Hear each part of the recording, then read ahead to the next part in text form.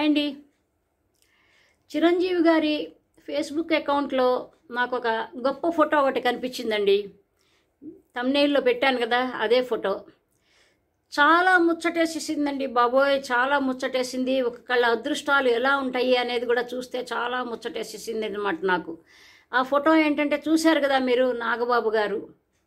అయితే ఆయనతో పాటు ఆయన అన్నగారు, వదిన గారు, సురేఖమ్మ గారు, తర్వాత చిరంజీవి గారు ఇద్దరు కూడాను ఫోటో తీశారు. అంటే ఏంటంటే ఆయన ఎమ్మెల్సీ అయిన సందర్భంలో నిజంగా అసలు మామూలు విషయం కాదు కదండి పాపం. అంటే ఈ ఫోటో చూస్తే నాకు కొన్ని విషయాలు, కొంత తత్వం అర్థమైందండి నాకు. తత్వం ఏంటంటే ఎక్కువ కష్టపడి గింజుకుని లాక్కుని పీక్కుని కష్టపడి ఎండనక వాననక జనాలతో తిరిగే అవసరం లేదు. కష్టపడకుండాను చక్కగా అసలు పాపం, ఎందుకంటే వాళ్ళ తమ్ముడు కష్టపడ్డాడు 15 ఏళ్ళుగా, అందరితో తిట్లు తింటున్నాడు, ఇప్పటికీ తింటున్నాడు. అతనికి పాపం రాజకీయాలంటే అవగాహన లేకపోయినా కానీ ఏదో కింద మీద పడి ఒకసారి ఒకటి మాట్లాడి ఒకసారి మాట్లాడి ఏదో పైకి ఏదో అట్లా పైన వచ్చే ఆయన ఏదో మేనేజ్ చేసుకుంటూ వస్తున్నాడు అనమాట. అంటే అది వరకు మాట్లాడిన మాటలకి ఇప్పుడు మాట్లాడిన దానికి పొంతం లేదు కదండి అని ఎవరిని అడిగినా మాత్రం ఆయన్ని సమర్థించేవాళ్ళు, ఆయన అభిమానులు ఉన్నారు కాబట్టి నెట్టుకొస్తున్నాడు పాపం. కానీ ఏంటంటే ఆయనకు కూడా పాపం ఎమ్మెల్యే అవుదాము, లేకపోతే ఆయన అసెంబ్లీకి వెళ్దాం అనుకున్నాడు కానీ ఆయన్ని ఎమ్మెల్సీ చేసిన నాథుడు లేడు అప్పుడు పాపం. ఏదో టీడీపీతో అంటకాగిన ఆ రోజుల్లో టీడీపీ వాళ్ళు ఆయన్ని ఎప్పుడు ఎమ్మెల్సీ చేయలేదు. పైగా ఆయన ఎమ్మెల్యే కూడా 2 సార్లు ఆయన ఓడిపోయాడు.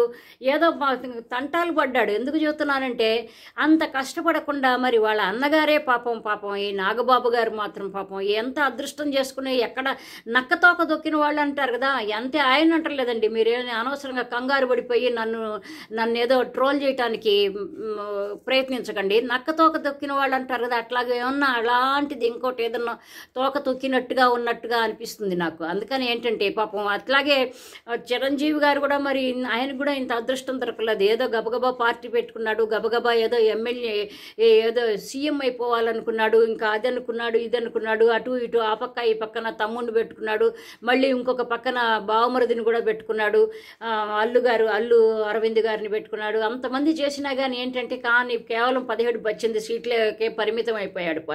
కానీ ఆయన ఏమనుకున్నాడో, ఆయన ఆశలన్నీ అడియాసలైపోయినాయి.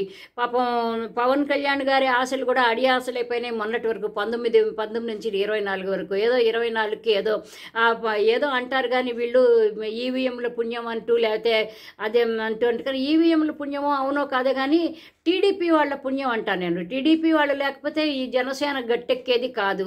పోనీ అదేంటండి అట్లా అంటారు? అసలు మేమేంటి, మొన్ననే కదా మా నాయకుడు అన్నాడు 40 ఏళ్ల ఇండస్ట్రీని కూడా నేను బతికించాను, 40 ఏళ్ళుగా ఉన్న పార్టీని కూడా నా మూలంగా పైకి వచ్చింది అని ఆయన అన్నాడు కదండి. మరి అని మీరు అనొచ్చేమో. కానీ ఏంటంటే నేనేమంటానంటే, మరి అట్లాంటప్పుడు సొంతగానే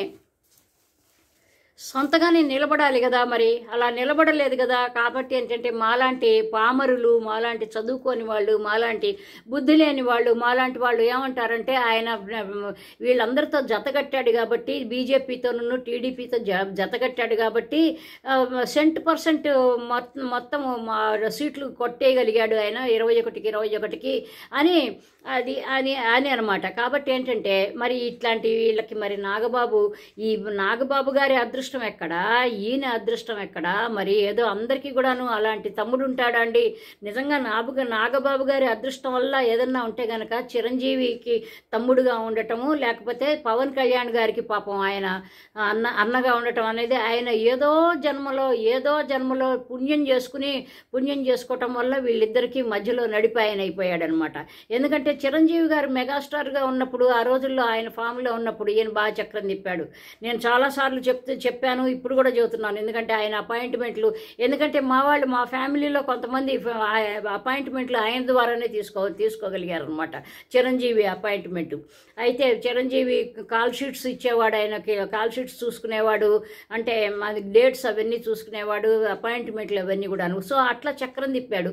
మరి ఇప్పుడు కూడా ఇంకొక రకంగా చక్రం తిప్పుతున్నాడు పాపం. ఆయన తమ్ముడి పుణ్యమా అంటూ తమ్ముడు పేరు చెప్పుకుని ఆయనే చెప్పాడు, నేను రుణపడి ఉన్నాను చేస్తున్నాను కళ్యాణ్ బాబుకి అని కూడా పాపం చాలా చాలా గొప్పగా చెప్పాడు పాపం. కాబట్టి ఏంటంటే ఇట్లాంటి తమ్ముడు అందరికీ ఉండడండి. అట్లాంటి ఉండటం అనేది పాపం ఈయన చేసుకున్న ముఖ్యమైన పుణ్యం అనమాట. అప్పుడు ఆ పుణ్యం అంతా కూడాను మొత్తం ఎక్స్పైర్ అయిపోయింది పాపం. చిరంజీవి గారితో నడిచిన ప్రయాణం, సినిమా పట్ల, సినిమా కెరీర్, ఆయన కెరీర్లో ఈయన అసిస్టెంట్గా ఆయనకి ఒక రకమైన ఒక సహాయకుడుగా తమ్ముడు అయ్యి సహాయకుడిగా చేయటం అనేది అది ఫేడ్ అవుట్ అయిపోయింది, డెలీట్ అయిపోయింది. అది మొత్తం చరిత్ర గర్భంలో కలిసిపోయింది. కానీ ఇప్పుడు ఏంటంటే మళ్ళీ నిలదొక్కుని మళ్ళీ ఒక బౌన్స్ చేసేనే ఆయన మొత్తం ఒక రకంగా ఎగిరి గంతేసినట్టుగా పుణ్యం, ఏదో తమ్ముడు పుణ్యమా అంటూ ఎమ్మెల్సీ అయ్యాడు ఇప్పుడు ఆయన. ఎమ్మెల్సీ అయితే మరి ఏముందండి మామూలు. ఇప్పుడు చూడండి, చంద్రబాబు గారు ఎమ్మెల్సీ చేశాడు ఆయన వాళ్ళ కొడుకుని. పాపం ఎంత తిట్లు తిన్నాడు ఆయన, ఎన్ని రకాలుగాను. కొడుకు తిట్లు తిన్నాడు, వైఎస్ఆర్సీపీ వాళ్ళ నుంచిను, తండ్రి కూడా తిట్లు తిన్నాడు. సరే, కోర్స్ వాళ్ళు వదిలిపెట్టి వాళ్ళు ఏం పెద్ద పట్టించుకోలేదనుకోండి, దాన్ని అంతా అట్లా పెద్ద సీరియస్గా ఏం తీసుకోలేదనుకోండి.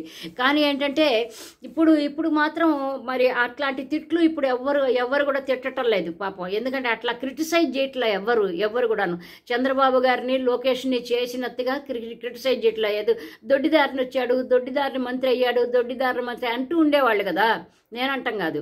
అయితే ఇప్పుడు ఈయన్ని మాత్రం ఎవరు దొడ్డిదారిని అంటే పాపం అనటానికి కూడా ధైర్యం లేదులేండి. ఎందుకంటే లోపల ఏదో ఒక వంక పెట్టేసి లోపలేసి కుమ్మేస్తారు కదా, అందుకని భయపడుతున్నారు అందరూ. కానీ నేనేమంటున్నానంటే ఈ అదృష్టం ఎంతమందికి ఉంటుంది ఇలాంటి ఒక మంచి ఇద్దరు బ్రదర్స్కి ఒక బ్రదర్గా ఉండటం అనేది మామూలుగా ఎంతో గొప్ప పుణ్యం చేసుకుంటే కానీ రాదండి. కాబట్టి ఏంటంటే నేననేది ఏంటంటే పవన్ కళ్యాణ్ కంటే కూడాను, లోకేష్ కంటే కూడాను, చిరంజీవి కంటే కూడాను, చంద్రబాబు గారి కంటే అందరికంటే గాను ఈయనే ఒక గొప్ప పొజిషన్లో ఉన్నాడు, గొప్ప అదృష్టవంతుడు అని నేను చెప్తాను అనమాట. ఇంకొక మంచి టాపిక్తో మళ్ళీ కలుసుకుందాం. బాయ్ అండి, లవ్ యూ ఆల్, బాయ్.